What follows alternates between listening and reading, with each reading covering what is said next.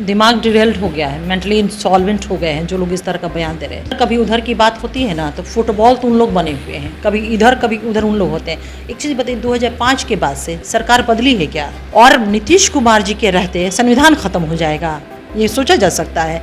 अगर संविधान के प्रावधानों का अगर सच पूछे किसी ने उल्लंघन किया, छत बिछत किया, उसका खंडन किया, तो ये लोग हैं, ये पॉलिटिकल इमेच्योर हैं। एक चीज़ ये बताइए कि 17 महीने आज तो बेरोजगार हो गए हैं, इसीलिए ना आलतू फालतू बयानबाजी करते चल रहे हैं, अरे बकवास बातें बोल रहे हैं। अपने पिताजी के बारे में पहले चर्चा करें ना।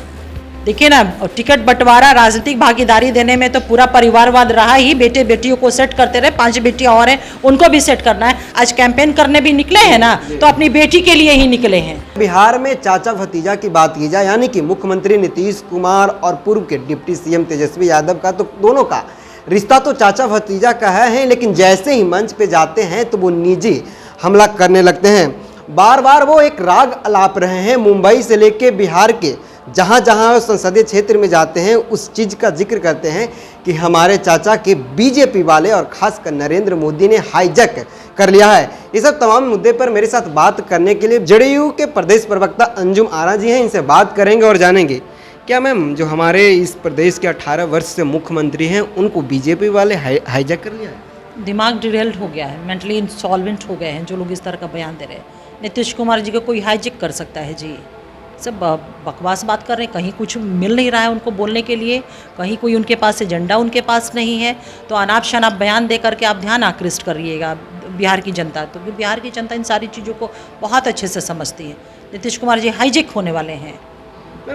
उस बात का जिक्र नहीं करना चाहिए, लेकिन तेजस्वी यादव ने मंच से कहा है, सभा को संबोधित करते हुए कहा है कि चाचा फुटबॉल की तरह हो गए हैं, कभी उधर जाते हैं कभी इधर जाते हैं। चाचा से विनती है कि आप एक तरफ रहिए, किसी को अच्छे दोस्त मान के आप किसी एक पार्टी के साथ मिलकर सरकार चलाइए। सबसे पहली चीज़, कभी इधर कभी उधर की बात होती है ना तो फुटबॉल तो उन लोग बने हुए हैं, कभी इधर कभी उधर उन लोग होते हैं।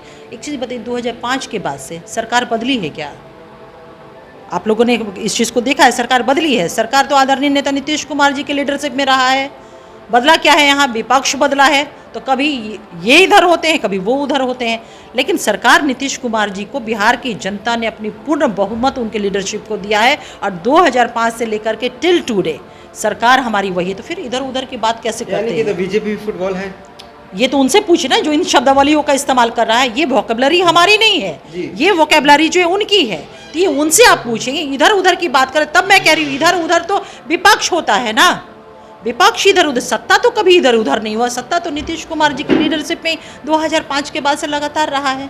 कहा जा रहा है उनके द्वारा मैम कि नरेंद्र मोदी से नीतीश कुमार ने इतना डर गए हैं कि अपना बाल और नाखून काटकर दिल्ली तक भेजने के काम किया। ठीक है, वो एक था, वो हम लोगों ने ऐसा किया था, लेकिन जब बड़े काउज होते हैं ना, जब बड़ा कोई आपको लकीर खींचनी होती है और बहुत बड़ा कोई मसला होता है, तब सारी चीज़ों को, ना इत्तफाकी को या मिसअंडरस्टैंडिंग को, या हम डिफरेंट पॉलिटिकल पार्टियाँ हैं तो निश्चित रूप से हम अलग अलग पॉलिटिकल पार्टियाँ तो हमारे एजेंडे भी अलग अलग हैं, तो उन सारी चीज़ों को फॉरगो करना होता है।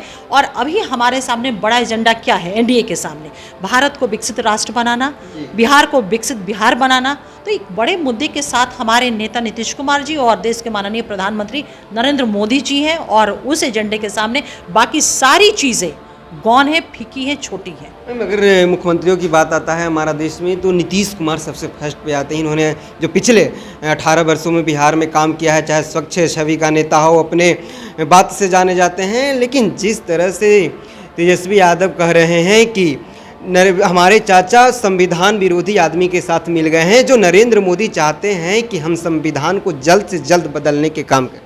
देखिए, ये एक गलत नैरेटिव या गलत प्रोपेगेंडा जो है इनके द्वारा फैलाया जा रहा है।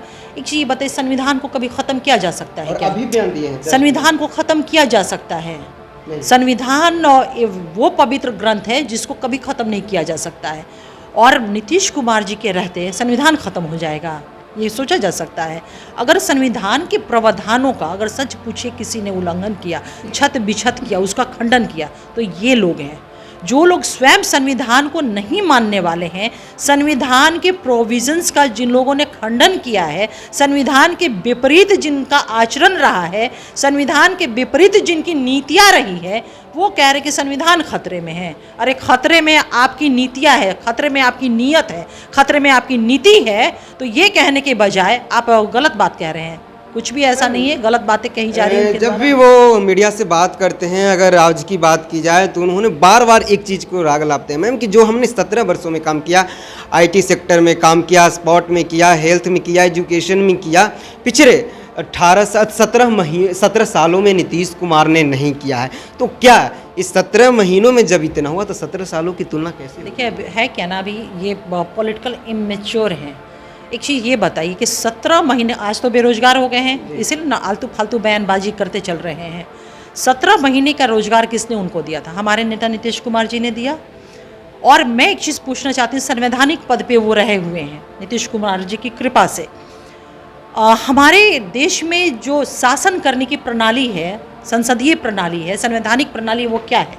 हेड ऑफ द जो गवर्नमेंट होते हैं, चाहे चीफ मिनिस्टर या देश के प्रधानमंत्री, हेड ऑफ द गवर्नमेंट होते हैं, और वही जो है पॉलिसीज़ बनाते हैं, और वो नीतियाँ जो है वो एजेंडे मंत्रिमंडल में जाता है, मंत्रिमंडल उस पर अपनी स्वीकृति देता है, और तब काम का एग्जीक्यूशन होता है।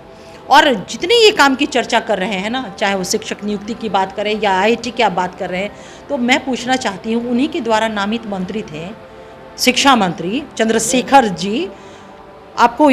आप लोगों ने कवर किया कि वो 1 साल से ज़्यादा वो कभी मंत्रालय आए ही नहीं। तो जिसके मंत्री कभी वो मंत्रालय आए ही नहीं, वो वैकेंसीज का सृजन कर दिया। अरे नीतीश कुमार जी का जो देखिए 7 निश्चय पे हम काम करते रहे हैं। 2015 में हमारा 7 निश्चय था। हम लोगों ने समय सीमा के पहले उस कमिटमेंट को जनता से जो किया था उसे पूरा किया। 2020 में 7 निश्चय पार्ट 2 पे हम लोगों ने चुनाव लड़ा। बिहार की जनता ने नीतीश कुमार जी को फुल मैंडेट 7 निश्चय पार्ट 2 पे दिया। 7 निश्चय पार्ट 2 का जो पहला हमारा कमिटमेंट जनता से रहा वो क्या था? युवा शक्ति बिहार की प्रगति, जिसमें 20 लाख तक रोजगार सरकारी सेक्टर में और गैर सरकारी सेक्टर में इसका कमिटमेंट था। और मैं आपको बता दूं कि 6/4/2021 को सीएम सेक्रेटेरिएट से ये आदेश निर्गत हो गया था कि 7 निश्चय पार्ट 2 के युवा शक्ति बिहार की प्रगति के अंतर्गत 20 लाख रोजगार और नौकरियों का सृजन किया जाए, जिसमें 10 लाख के लिए श्रम संसाधन विभाग और सरकारी सेक्टर में था वो सामान्य प्रशासन विभाग को अधिकृत किया गया था। हमारा गठबंधन कब हुआ? हमारा गठबंधन हुआ अगस्त 2022 में।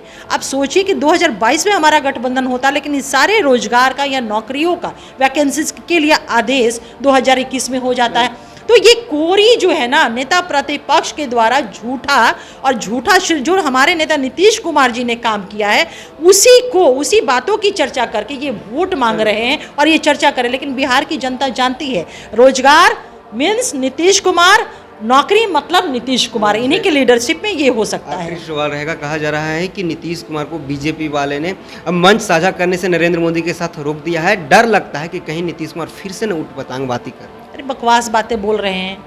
अपने पिताजी के बारे में पहले चर्चा करें ना। देखिए ना, टिकट बंटवारा, राजनीतिक भागीदारी देने में तो पूरा परिवारवाद रहा ही। बेटे बेटियों को सेट करते रहे, 5 बेटियां और हैं उनको भी सेट करना है। आज कैंपेन करने भी निकले हैं ना, तो अपनी बेटी के लिए ही निकले हैं। घर में तो उनको कैद करके रखा गया था, बेटी को लेकर के निकले हैं। मैं पूछती हूँ कि अर्चना दास का क्या दोष है भाई?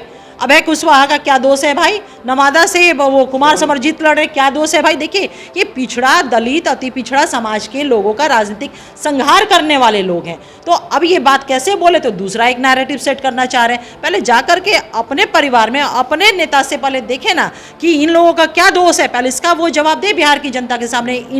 इस वर्ग के लोगों का प्रचार भी करना था, उसमें भी परिवारवाद, बेटी के लिए क्या कैंपेन करने।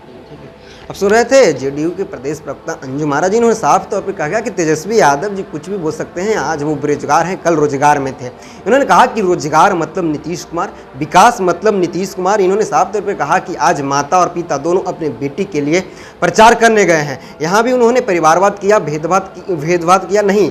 उन्होंने अगले क्षेत्र में गया, जमुई नहीं गया, न गया में नजर आए, न औरंगाबाद में नजर आए। तमाम जो जेडीयू चाहे इंडिया अलायंस का जो उम्मीदवार हैं उस क्षेत्र में लालू प्रसाद यादव और राबड़ी देवी अपने उम्मीदवार के लिए वोट मांगने नहीं गए, लेकिन जहां बेटी थी आज वहां दोनों यानी कि माता और पिता दोनों अपने बेटी के लिए वोट मांगने गए। फिलहाल इस खबर में इतना ही।